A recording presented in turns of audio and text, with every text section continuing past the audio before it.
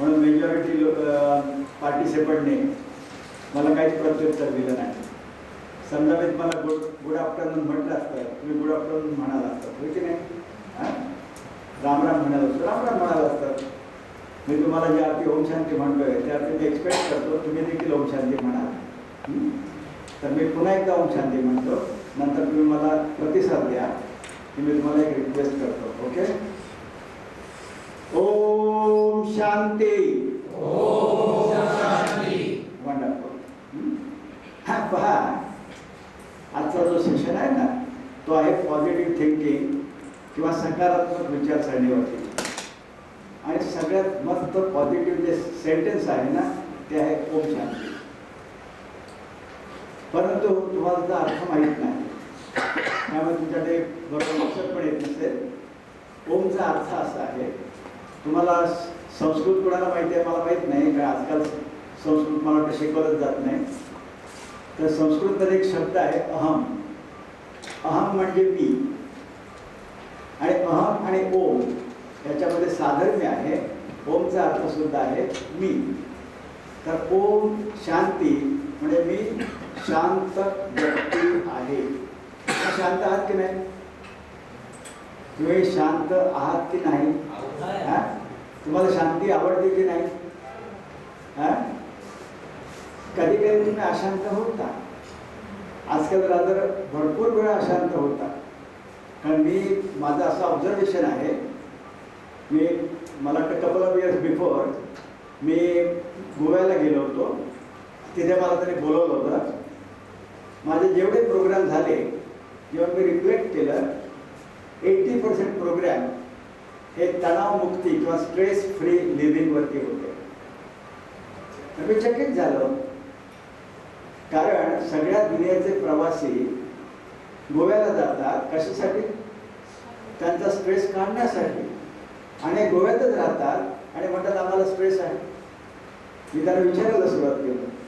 तर याचा अर्थ असा आहे, मला जे सांगायचं ते आहे की स्ट्रेस कशामुळे आहे? अशांतीमुळे. स्ट्रेसमुळे आपल्याला अशांती होते, बेचैनी येते, आपण त्रस्त होतो, बरोबर की नाही? तर म्हणजे हे आपल्याला नको आहे. म्हणून तुम्ही स्ट्रेस मॅनेजमेंट किंवा स्ट्रेस फ्री लिव्हिंगचे प्रोग्राम करता. कारण अशांती बेचैनी आपल्याला नको आहे, त्रस्त व्हायला नको आहे.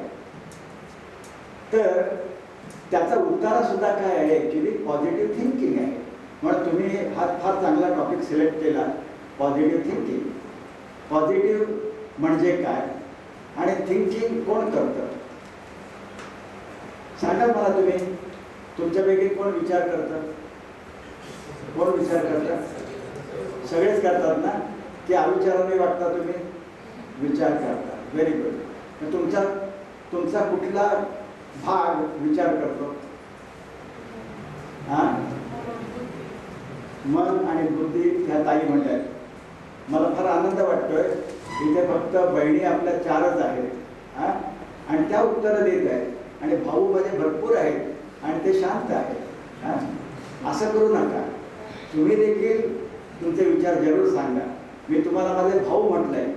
मी माझ्या वयामुळे समजतो स्वतःला मी तुमचा वडीलधारा भाऊ आहे. मोकळेपणाने बोला.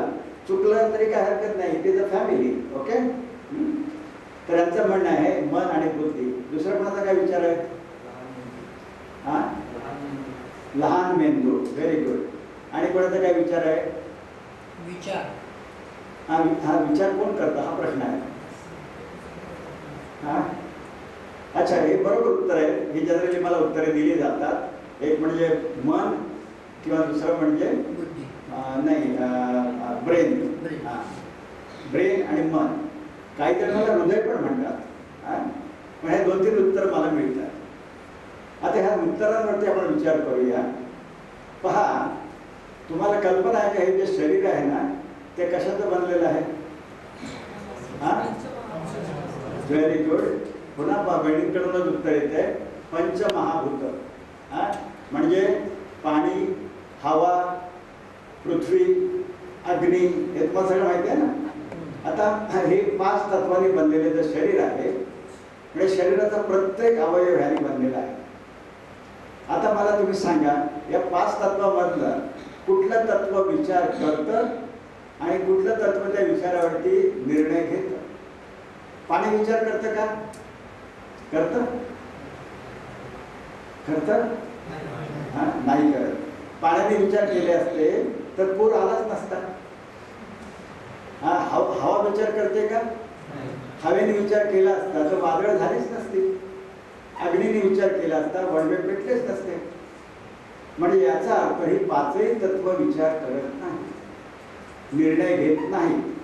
मग या 5 तत्वांनी बनलेलाच मेंदू कसा काय विचार करणार? म्हणजे मेंदू विचार करत नाही. मेंदू विचार करत नाही, मग विचार कोण करतं? दुसरा अल्टरनेट तुम्ही सांगितलं तो म्हणजे मन. मन विचार करतं. म्हणून आपण म्हणत आलेले आहोत, काय म्हणत आलेलो आहोत? रिकामं मन सैतानाचं घर. मन जर रिकाम असेल ते इतका विचार करतं, आपल्याला त्रस्त करतं, वाईट साईड विचार सुद्धा करतं. सो रिकामं मन सैतानाचं घर, ज्याला इंग्रजीमध्ये म्हणतात आयडल माइंड डेव्हिल्स वर्कशॉप. तर जर मन विचार करत असेल तर आपण मेंदू विचार करतो असं का समजतो?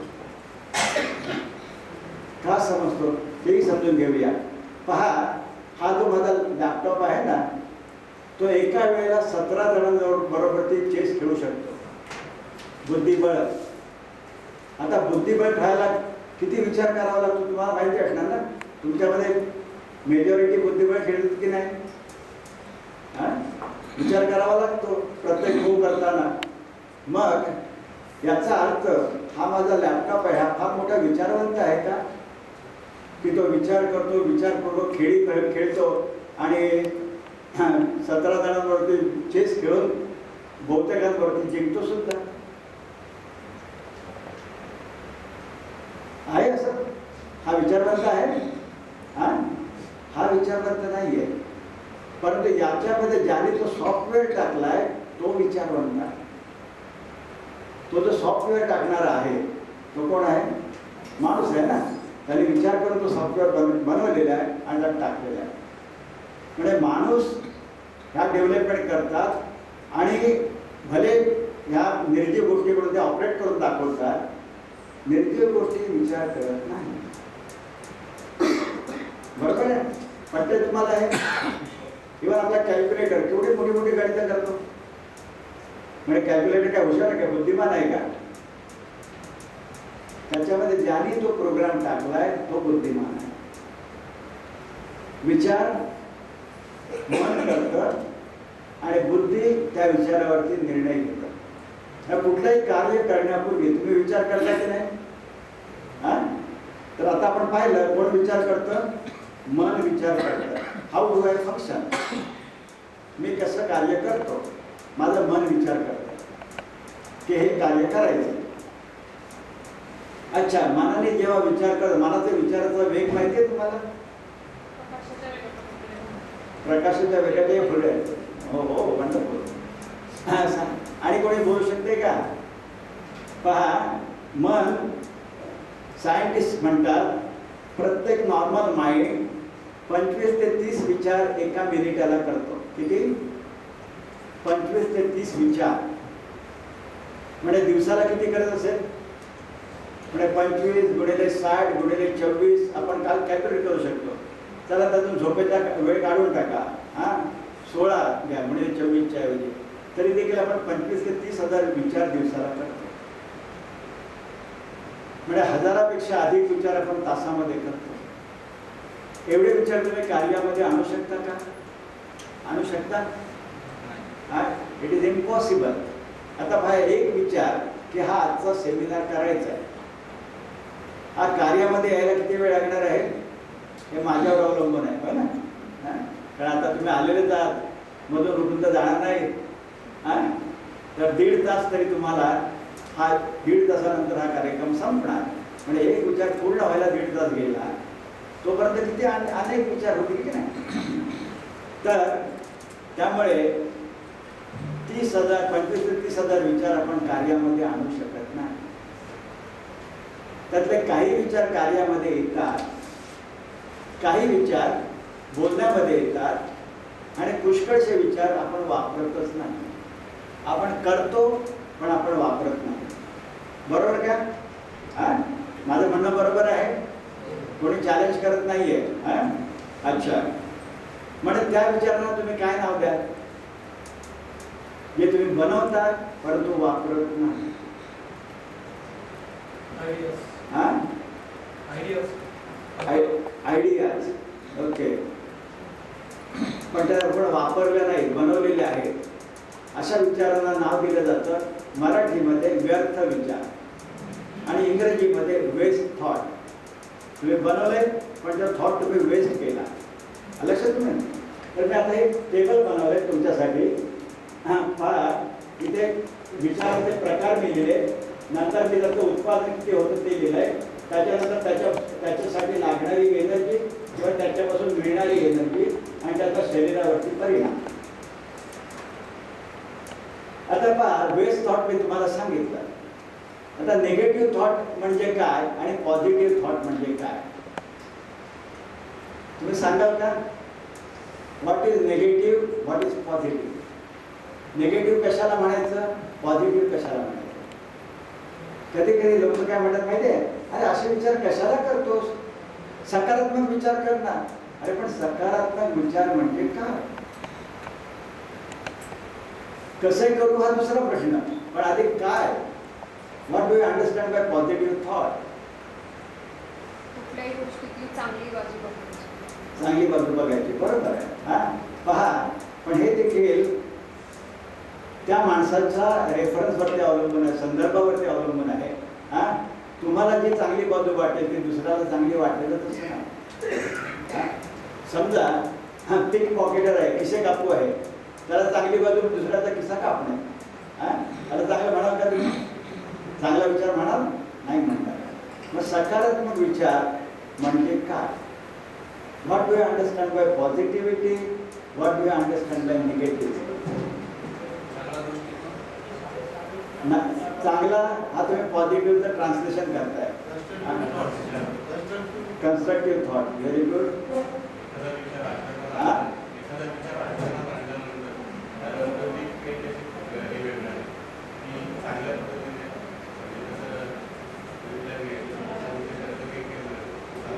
Very good. फार चांगला विचार करताय तुम्ही. त्यांचं म्हणणं असं आहे, एखादा विचार आचरणात आणल्यानंतर त्याच्यापासून जे काही परिणाम होणार आहे ते परिणाम सुखद आहेत की दुःख देणारे आहेत? सुख देणारे असले तर ते पॉझिटिव्ह आहे, दुःख देणारे असले तर निगेटिव्ह आहे, असं तुम्हाला म्हणायचं ना सर? हां, पहा, पुष्कळ तुमचं you can say more or less accurate उत्तर आहे. परंतु मी तुम्हाला आता सांगू इच्छितो, सोपी युक्ती आहे पॉझिटिव्ह आणि निगेटिव्हची. पॉझिटिव्हिटी म्हणजे गॉड्स प्रॉपर्टी, निगेटिव्हिटी म्हणजे सैतानाची प्रॉपर्टी. कारण सैतानाची प्रॉपर्टी वापरली तर आपण काय करणार? जेव्हा ती प्रॉपर्टी वापरतो तेव्हा दुसऱ्याला दुःख मिळणार. त्यांच्या डेफिनेशन प्रमाणे दुसऱ्याला दुःख भेटणार. आणि जर तुम्ही कुणाला दुःख दिलं तर तो काय करणार? तुम्ही दिलेलं पॅकेट घेणार आणि तुम्हाला थँक्यू म्हणणार. म्हणेल का थँक्यू?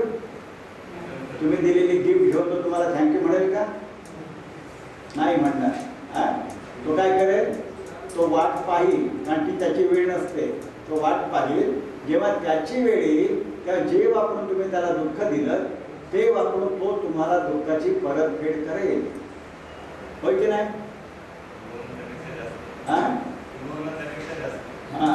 तुम्ही दिला त्यापेक्षा जास्तीची फेड करेल. Correct, you are absolutely right.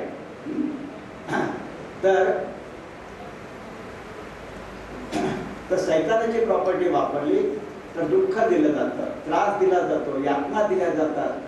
हे सगळं निगेटिव्ह आहे. सैतानाची प्रॉपर्टी निगेटिव्ह आहे. परंतु परमेश्वराची प्रॉपर्टी काय आहे? सैतानाची प्रॉपर्टी काय आहे? परमेश्वराची प्रॉपर्टी वापरली तर परमेश्वराची तुम्ही काय महिमा करता? तुम्ही मंदिरामध्ये जाता, मस्जिदमध्ये जाता तुमच्या धर्माप्रमाणे किंवा गुरुद्वारामध्ये जाता की नाही? हा, मग तुम्ही परमेश्वराची प्रार्थना